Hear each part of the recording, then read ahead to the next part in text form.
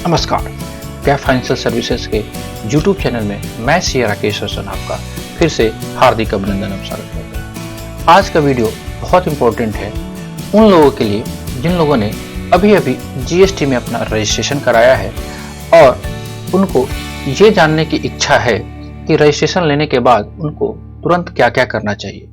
तो ये वीडियो उनके लिए है।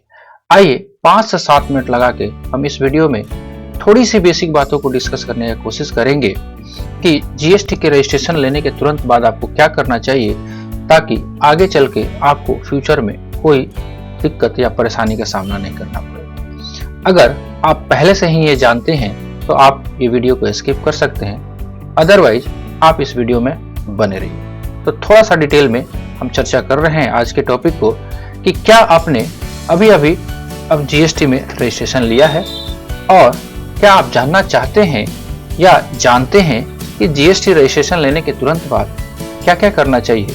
तो ये वीडियो आपके लिए है।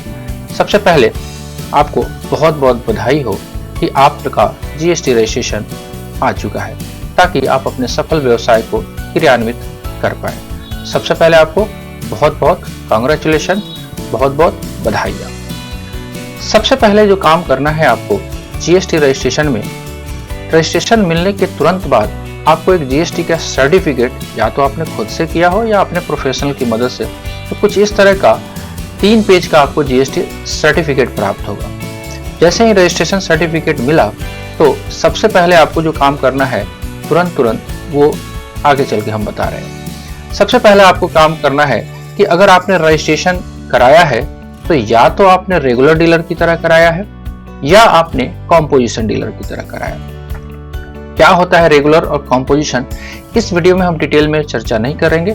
लिंक आपको डिस्क्रिप्शन बॉक्स में मिलेगा, वहां से आप देख सकते हैं कि दोनों में क्या अंतर है। फिलहाल इन दोनों के पॉइंट ऑफ व्यू से हम चर्चा करने जा रहे हैं कि अगर आपका रजिस्ट्रेशन या तो रेगुलर डीलर की तरह हुआ हो या कॉम्पोजिशन डीलर की तरह। तो सबसे पहले आपको जो काम करने हैं रजिस्ट्रेशन लेने के तुरंत बाद, आपको सबसे पहला काम ये करना है कि सबसे पहले आप अपने दुकान का जो बोर्ड है या व्यवसाय का जो स्थल है, रजिस्ट्रेशन सर्टिफिकेट को अपने दुकान या व्यवसाय के स्थान पर जरूर आपको लगवाना है। आपका जो दुकान का बोर्ड आएगा, जो भी आपका दुकान का नाम होगा, उस पे जीएसटी नंबर को जरूर प्रिंट करवाएंगे, अदरवाइज डिपार्टमेंट आपसे 25,000 तक का जुर्माना वसूल कर सकती है। साथ ही साथ आपको जो रजिस्ट्रेशन सर्टिफिकेट है उसको बढ़िया से फ्रेमिंग करवा के कहाँ लगवाना है, उसको अपने दुकान के अंदर ऐसी जगह लगाना है जहां से इजीली कस्टमर को या कोई भी बाहरी आदमी को आपके जीएसटी का सर्टिफिकेट दिखाई दे सके। तो सबसे पहला काम आपको अपने जीएसटी सर्टिफिकेट को डिस्प्ले कराना है, यानी कि प्रदर्शित कराना है। उसके तुरंत बाद अगर आप चाहे रेगुलर डीलर में हो या कॉम्पोजिशन डीलर में हो, आपको तुरंत बाद आपको एक करंट अकाउंट किसी भी सरकारी बैंक में या कोई भी प्राइवेट बैंक में जो कि शेड्यूल्ड बैंक हो, वहां पे आपको फॉर्म के नाम से एक करंट अकाउंट खुलवाना जरूरी है। राइट, आपको बैंक जाना है, बैंक जाके आपको करंट अकाउंट खुलवाना पड़ेगा। वो बैंक कोई सा भी हो सकता है, for example state bank, Allahabad bank, union bank, Punjab national bank, axis bank, HDFC bank, जो भी आपको सुविधा के अनुसार आपके व्यवसाय के स्थल से करीब में हो, वहां पे आप अकाउंट्स को ओपन करवाएंगे। चलिए, ये काम कितने दिन में करना है? आपको रजिस्ट्रेशन मिलने के 1 महीना के अंदर ये काम जरूर कर लेना है। राइट, चलिए इसके आगे हम चलते हैं।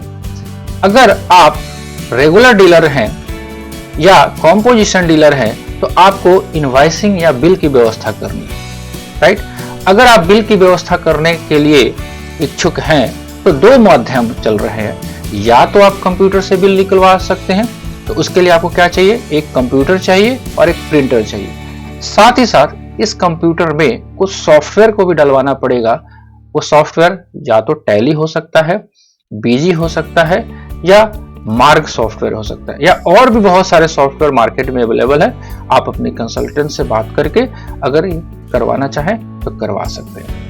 चलिए, तो बिल की व्यवस्था हुई। अगर कंप्यूटराइज बिल की व्यवस्था करना चाहते हैं तो बहुत सारे लोग ऐसा चाहते हैं कि नहीं, हम कंप्यूटर के बिल को नहीं प्रेफर करते हैं तो मैनुअल बिल भी प्रिंट करवा सकते हैं, कोई मनाही नहीं है। लेकिन मैनुअल बिल को प्रिंट कराने के लिए आपको कहाँ जाना पड़ेगा? आपको प्रिंटिंग प्रेस में। अगर आप हाथ से बिल काटना चाहते हैं तो आपको प्रिंटिंग प्रेस में जाकर बिल को प्रिंट करवाना चाहिए, राइट, ताकि आप इजीली कस्टमर को बिल दे पाए। ध्यान रखने की जरूरत है, बिल काटना भी जरूरी है। जीएसटी में जीएसटी की रिक्वायरमेंट है कि आपको बिलिंग करना जरूरी है, राइट। चलिए आगे बढ़ते हैं हम इस टॉपिक में। अब बिल प्रिंट करवाते समय कुछ बातों को ध्यान में रखना जरूरी है। कैसे? अगर आप रेगुलर डीलर हैं तो आपको जो बिल का फॉर्मेट होगा वो होगा, एक तो आपको टैक्स इनवॉइस, जिस आइटम पर टैक्स लगता हो यानी कि टैक्सेबल आइटम हो उसके लिए आपको टैक्स इनवॉइस प्रिंट कराना है। अगर आप टैक्सेबल आइटम के साथ साथ एग्जेम्प्टेड आइटम या टैक्स फ्री आइटम में आप कारोबार करते हैं तो उसके लिए एक अलग से आपको बिल ऑफ सप्लाई प्रिंट करवाना है। ध्यान रहे, ये जो इनवॉइस फॉर्मेट है ये रेगुलर डीलर वालों के लिए। अगर आप कंपोजिशन डीलर है तो आपको जो बिल प्रिंट करवाना है वो है, बिल का नाम रहेगा बिल ऑफ सप्लाई। चाहे आप टैक्सेबल में काम करते हो या टैक्स फ्री में, उस पर एक इंपॉर्टेंट बात कंपोजिशन डीलर के लिए कि उनको लिखवाना जरूरी है कि composition dealer not eligible to collect tax. बहुत डिटेल में इस वीडियो में नहीं जा रहे हैं। इस वीडियो का मकसद यही है कि आपको रजिस्ट्रेशन लेने के तुरंत बाद क्या क्या काम करना है वो केवल डिस्कस करना। चलिए जी, हमारा बिल भी प्रिंट हो गया, बिल के फॉर्मेट को भी हमने देख लिया।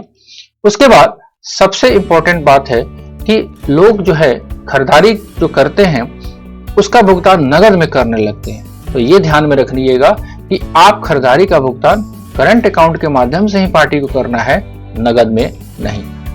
करंट अकाउंट के माध्यम से या तो वो चेक से कर सकते हो, आरटीजीएस एनईएफटी कर सकते हैं, या और ऑनलाइन बैंकिंग चलाते हैं तो ऑनलाइन बैंकिंग चला सकते हैं। लेकिन हाँ, अगर आपका बिल 10,000 से नीचे का है तो आप कैश में भी दे सकते हैं। मेरा सजेशन है कि आप कैश में भुगतान करने से जितना ज्यादा हो सके बचने की कोशिश करें। चलिए जी, पार्टी को पेमेंट भी हो गया।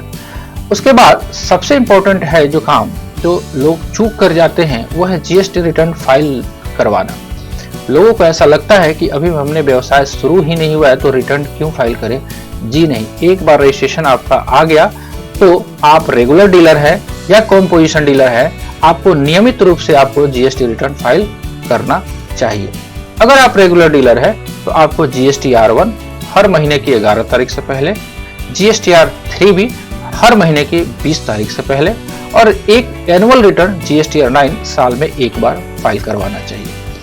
अगर आप कंपोजिशन डीलर है तो आपको एक ही रिटर्न जो हर 3 महीने पे आती है, इसका नाम होता है CMP08, हर महीने में एक बार 18 तारीख से पहले हर 3 महीने में, और एक एनुअल रिटर्न GSTR4 के नाम से साल में एक बार।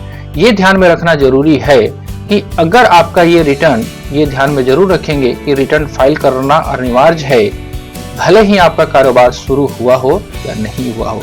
अगर नहीं शुरू हुआ हो तो आप नील का रिटर्न फाइल करना पड़ेगा। अगर रिटर्न फाइल नहीं करते हैं तो लेट फाइल लगना शुरू हो जाता है, जो कि 50 रुपया या 20 रुपया पर डे पर महीने के रिटर्न से हर एक महीने के लिए अलग से 20-20 रुपया या 50 रुपया आपको लगना शुरू हो जाएगा। तो इन सारी बातों को आपको ध्यान में रखना है। फिर से आपको बहुत बहुत शुभकामनाएं। विशेष फ्रॉम आवर हार्ट साइड हम आपके सफल व्यवसाय के लिए शुभकामना देते हैं, कामना करते हैं कि आपका व्यवसाय दिन दूनी रात चौगुनी जरूर फले फूले, और आप ये जो पीछे बातें बताई गई हैं उन सबों को आप ध्यान में जरूर रखेंगे। आशा है ये वीडियो आपको बहुत बहुत पसंद आया होगा। अगर पसंद आया होगा तो सबसे पहले आपको थैंक यू कहना चाहते हैं इस वीडियो को देखने के लिए। अगर पसंद आया होगा तो आप एक लाइक कर दीजिएगा, और सबसे पहले इम्पोर्टेंट ये है कि इस चैनल पे आप नए हैं तो एक बार आप चैनल को सब्सक्राइब कर लीजिएगा और बेल आइकन को प्रेस कर लीजिएगा, ताकि कोई भी वीडियो नोटिफिकेशन आए तो सबसे पहले आपको प्राप्त हो। मिलते हैं कुछ ऐसे अपडेट में, तब तक के लिए जय हिंद, जय भारत।